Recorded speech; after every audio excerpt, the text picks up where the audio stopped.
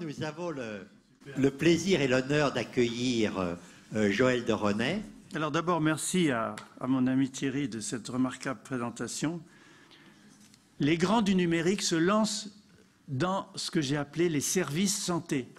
Les grands du numérique, GAFAMA, Google, Apple, Facebook, Amazon, Microsoft, Alibaba. Alibaba, c'était la plus grande entreprise mondiale de e-commerce. Elle est rentrée en bourse il y a 1 mois et demi à la Nasdaq. Elle a été valorisée à 25 milliards de dollars, c'est-à-dire, pour vous donner une idée, la capitalisation boursière du Crédit Agricole. GAFAMA a un pouvoir énorme.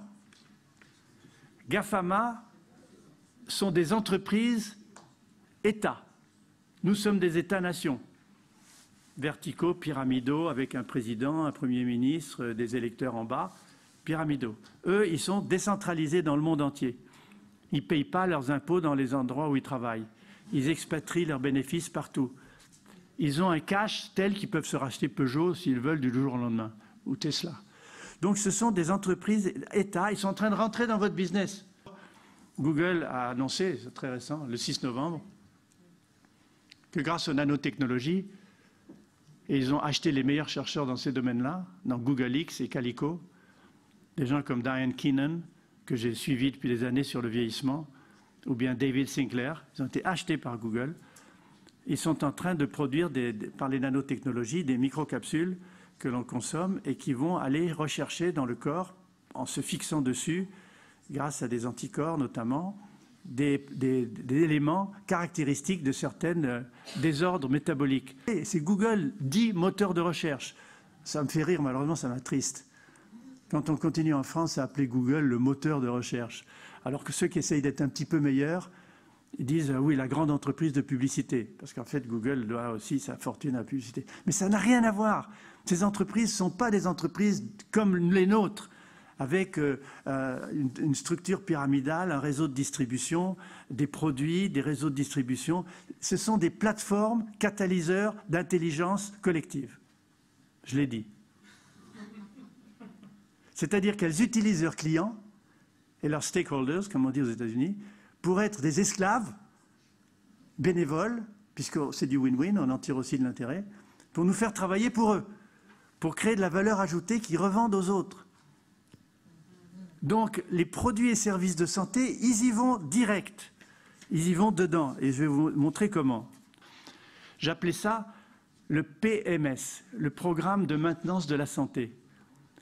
Je disais, chers amis, je parlais aux directeurs, aux patrons exécutifs de grandes entreprises pharmaceutiques, je leur dis, vous n'allez plus faire que vendre des médicaments dans les années à venir. Vous allez vendre des produits-services. C'est-à-dire des médicaments avec l'assistance qu'il y a derrière, une assistance qui sera de plus en plus fondée sur les gènes que vous aurez des gens, une assistance qui sera de plus en plus fondée sur des réseaux de distribution qui sont plus seulement des pharmacies au sens physique du terme dans la rue, mais des espaces santé bénéficiant de tous les outils numériques pour donner des informations aux gens, leur faire de la formation, les rendre plus intelligents. Donc ce métier va changer. Mais ce que vous voyez là, produits et services de santé, aider les gens grâce aux outils qui vont permettre sur eux de mesurer leur santé, de vieillir moins vite, de manger différemment, de faire de l'exercice. Il faut des packages éducatifs, une formation. Il faut un suivi personnalisé des gens pour savoir si les résultats fonctionnent en fonction de cette mesure. Il faut des biotests personnalisés. Le génome en est un, mais il y en a beaucoup d'autres. On a des tests ARN aujourd'hui qui permettent de savoir si un système fonctionne sur l'épigénétique ou pas. Ça, je peux vous en parler si vous me posez des questions.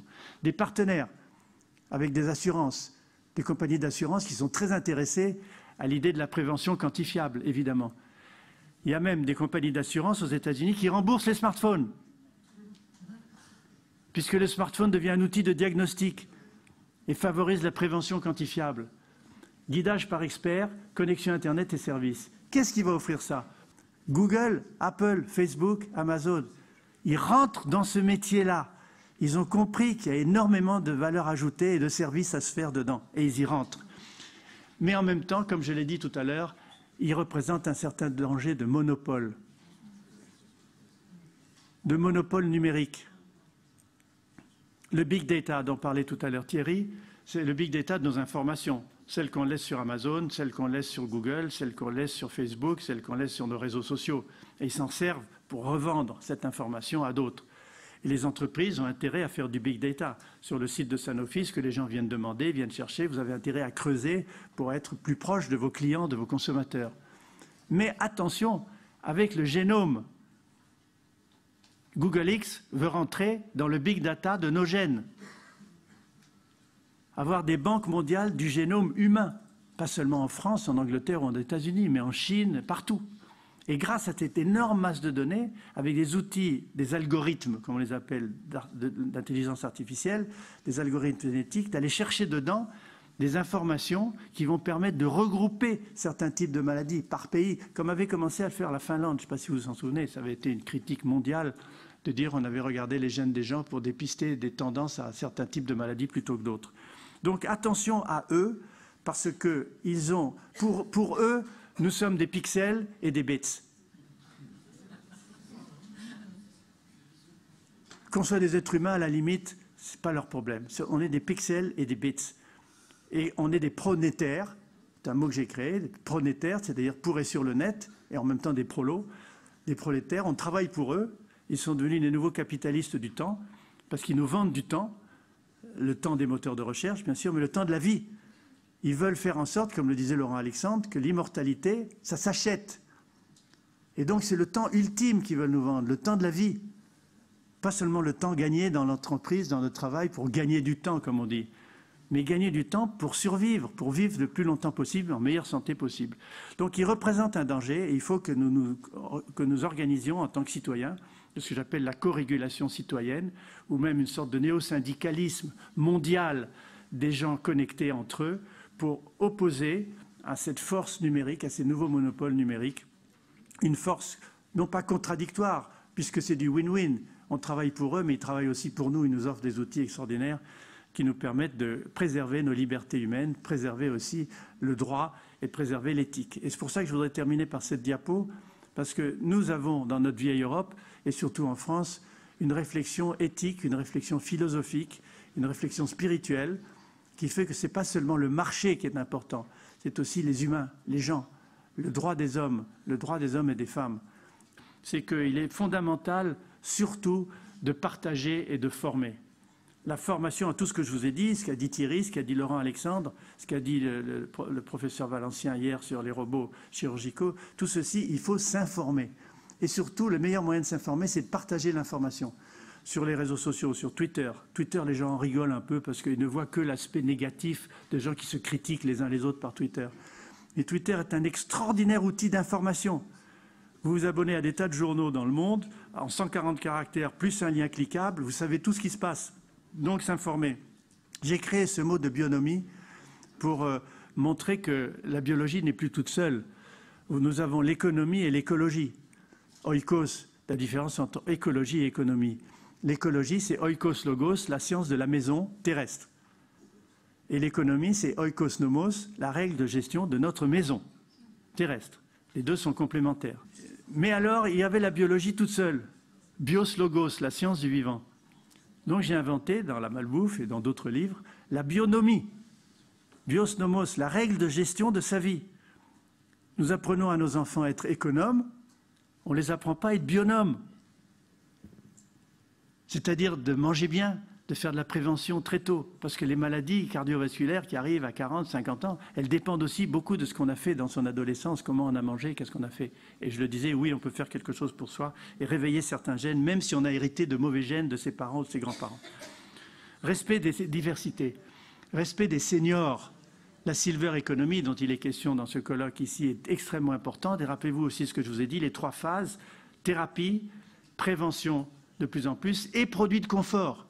De plus en plus des gens qui vivent 70, 75, 80 ans, 85 ans, qui sont en forme, qui voyagent, qui jouent au golf ou qui font du surf, ces gens-là, ils vont consommer beaucoup de choses et ils vont consommer aussi des produits pour rester en forme.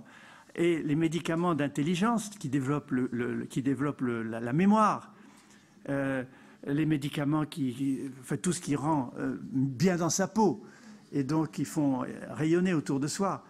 Sur le plan sexuel, ceux qui veulent être toujours en forme même à 90 ans. Tout ceci, ce sont des produits de confort. Ce n'est pas pour guérir des gens, mais c'est pour les rendre mieux dans leur peau et être plus compétitifs dans ce qu'ils veulent faire. Les 3 mots de solidarité, empathie et altruisme sont des valeurs que je trouve fondamentales dans les gens échangent beaucoup sur les réseaux sociaux. Ça, c'est un risque, un danger aussi, mais c'est aussi un avantage. C'est-à-dire que les gens qui vont sur Internet, avant d'aller voir leur médecin, se renseigner sur la maladie qu'ils croient avoir et qui disent au médecin « mais dans les réseaux sociaux, mes amis m'ont dit que et vous ne me dites pas ça ». Et en plus, ça conduit ces gens à faire de la cybermédecine, c'est-à-dire d'aller sur Internet acheter des produits douteux. Et même, les gens vont télécharger des médicaments chez eux. Écoutez-moi bien, Thierry a parlé des imprimantes 3D.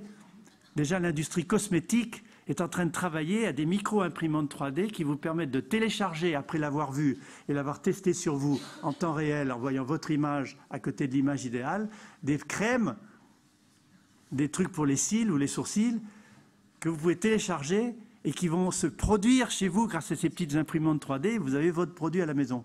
Eh bien, je peux vous dire que des grands de l'industrie pharmaceutique réfléchissent déjà à faire imprimer chez vous certains médicaments simples à faire et de grande consommation que vous pourrez fabriquer chez vous. Et donc, l'éthique dans tous ces métiers est essentielle. La gestion des risques, il faut savoir parler des risques que les gens prennent. Il faut éviter les conflits d'intérêts. Combien de médecins très connus ont contribué à des études internationales qui ont conduit des pays à acheter des sommes colossales de médicaments qui se sont avérés inutiles. Les conflits d'intérêts, ça existe. Donc l'éthique repose aussi dessus. Et je fais confiance aux pharmaciens parce que je les connais bien et je discute souvent avec eux d'avoir ce respect de l'éthique en prévenant toujours les gens des interdépendances des médicaments entre eux et des risques qu'ils ont en prenant trop longtemps un médicament qui n'est prescrit que pour une semaine.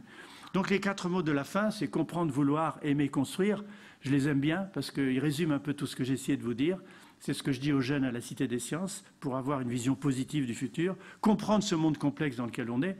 Thierry ou moi, on vous a parlé de numérique, on vous a parlé de biologie, on vous a parlé d'environnement. Il faut comprendre ce monde et il y a le moyen de le comprendre aujourd'hui.